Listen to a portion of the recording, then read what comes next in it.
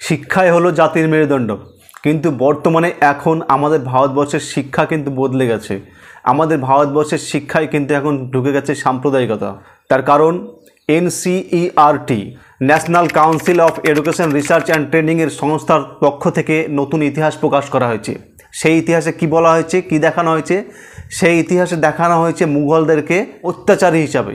মুঘল শাসকরা ছিল অত্যাচারী, তাদের দ্বারা তৎকালীন সময় ভারতবর্ষের সবাইকে নিপীড়িত করা হতো, অন্যান্য ধর্মের মানুষদের উপর অত্যাচার করেছে এবং অন্যান্য ধর্মের মানুষকে হত্যা করেছে। এক কথায় বর্তমানে এনসিইআরটি অষ্টম শ্রেণীর ইতিহাসের যে নতুন সিলেবাস এনেছে তাতে দেখানো হয়েছে মুঘলদেরকে এক অত্যাচারী শাসক হিসেবে। আমাদের ভারতবর্ষে মুঘলদের একটাও কোনো ভালো কাজকে সেই ইতিহাসে দেখানো হয়নি। এখন অনেকে দাবি করেছেন এনসিইআরটি এবং কেন্দ্রের দ্বারা কিন্তু এই ইতিহাস প্রকাশ করা হয়েছে, এবং অনেকে এটাও মনে করছেন যে সিইআরটি দ্বারা যে ইতিহাস প্রকাশ করা হয়েছে তাতে কিন্তু পুরো ইতিহাসকে বিকৃত করা হয়েছে এবং পুরো মুঘল সাম্রাজ্যের যে শাসন তাকেও কিন্তু বিকৃত করা হয়েছে। এবং অনেকে এখন এটাও বলছেন যে পুরো হিন্দুত্ববাদীদের পক্ষে কিন্তু এই ইতিহাসটি তৈরি করা হয়েছে। সমস্ত মাস্টারমশাইরা এতদিন মুঘল সাম্রাজ্যের বিভিন্ন ভালো দিকগুলো নিয়ে ছাত্রদের সামনে আলোচনা করেছেন, তাদেরকে কিন্তু আবার সেই নতুনভাবে কিন্তু ইতিহাস পড়তে হবে। নতুনভাবে ইতিহাস পড়ে কিন্তু আবার সেই স্কুলের বাচ্চাদেরকে পড়াতে হবে। আপনারা অনেকেই বলবেন যে এতদিনে হয়তো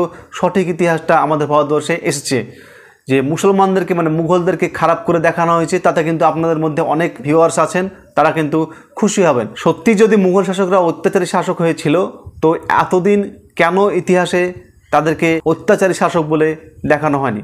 কেন এতদিন ইতিহাস ঢাকা হয়েছিল? তারপর নিশ্চয় এনসিইআরটির এখানে কোথাও গাফিলতি আছে। একটা দেশের ইতিহাস কিন্তু সেই দেশের শাসন ক্ষমতার দ্বারা কিন্তু বদলে ফেলা হয়। যেটা আসল সত্য সেটাকে কিন্তু ধামাচাপা দিয়ে অন্য ইতিহাসও কিন্তু লেখা হয়। বর্তমানে কিন্তু এনসিইআরটি যেটা করছে সেটাও কিন্তু ঠিক একই। এর ফলে কি হবে?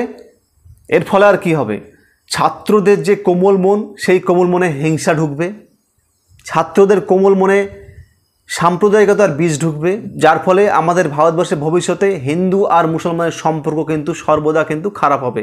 এই ইতিহাস যদি থাকে তাহলে আমাদের ভারতবর্ষ কিন্তু ভবিষ্যতে কিন্তু জ্বলবে। হিন্দু আর মুসলমানের সম্পর্ক কিন্তু কোনোদিন আর এখন বর্তমানে যা আছে তা কিন্তু কোনোদিনও থাকবে না।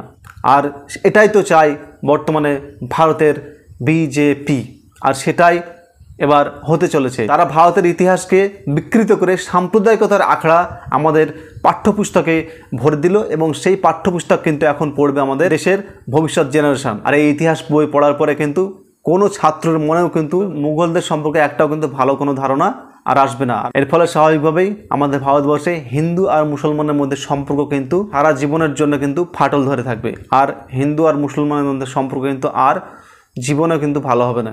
আচ্ছা বলুন তো, আমাদের ভারতবর্ষে কারা বেশি ক্ষতি করেছে, মুঘলরা না ইংরেজরা?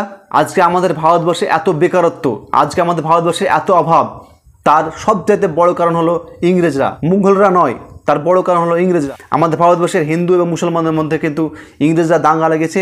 আমাদের ভারতবর্ষে ইংরেজরা 15 কোটিরও বেশি মানুষকে হত্যা করেছে, লক্ষ লক্ষ আমাদের মা বোনকে তারা ধর্ষণ করেছে এবং খুন করেছে। আমাদের ভারতবর্ষ থেকে তারা কোটি কোটি টাকা, কোটি কোটি ডলার তারা কিন্তু তাদের দেশে নিয়ে গেছে। আপনারা যারা ইতিহাস লিখছেন তারা এই সমস্ত ইংরেজদের বিরুদ্ধে আমাদের নতুন জেনারেশনদেরকে জানান, নতুন ইতিহাস বইয়ে সেই সম্বন্ধে বেশিভাবে আলোচনা করুন। কিন্তু আপনারা তা না করে কেন্দ্রের বিজেপি দ্বারা আপনারা কিন্তু নতুন ইতিহাস লিখছেন, আর সেই ইতিহাসে কিন্তু আমাদের ভারতবর্ষের যে সমাজ, সেই সমাজ ব্যবস্থাকে কিন্তু আপনারা ভেঙে দিচ্ছেন। বর্তমানে আমাদের ভারতবর্ষে হিন্দু মুসলমানের সম্পর্ক খারাপ করার জন্য শুধু পাঠ্যপুস্তকেই নয়, সিনেমার মাধ্যমেও কিন্তু এই কাজটি করা হচ্ছে। আপনারা দেখেছেন যে বেশ কিছুদিন আগে যে ছাবা নামে একটা সিনেমা রিলিজ হয়, সেই সিনেমাতে ঔরঙ্গজেবকে এমনভাবে দেখানো হয়েছে যার ফলে কিছু ছাপরি লোক দিল্লিতে ঔরঙ্গজেবের কবর ভাঙতে চলে গিয়েছেন। সেই সমস্ত ছাপরি লোকেদের বলছি যারা কবর ভাঙতে গিয়েছেন, তারা আমাদের দেশে ইংরেজরা যে কোটি কোটি মানুষকে হত্যা করেছে, লাখ লাখ আমাদের মা বোনদেরকে ধর্ষণ করেছে, কোটি কোটি ডলার আমাদের দেশ থেকে লুট করে নিয়ে গেছে, সেই সমস্ত বিষয়গুলো দেখে কই আপনাদের রক্ত তো টকবক করে ওঠে না? চিন্তার কোনো কারণ নেই বন্ধুরা। আমাদের ভারতবর্ষের সমাজ ব্যবস্থা কিন্তু সম্পূর্ণ ভেঙে যেতে চলেছে। আপনাদের কি মনে হচ্ছে অবশ্যই আপনারা কমেন্টে জানাবেন।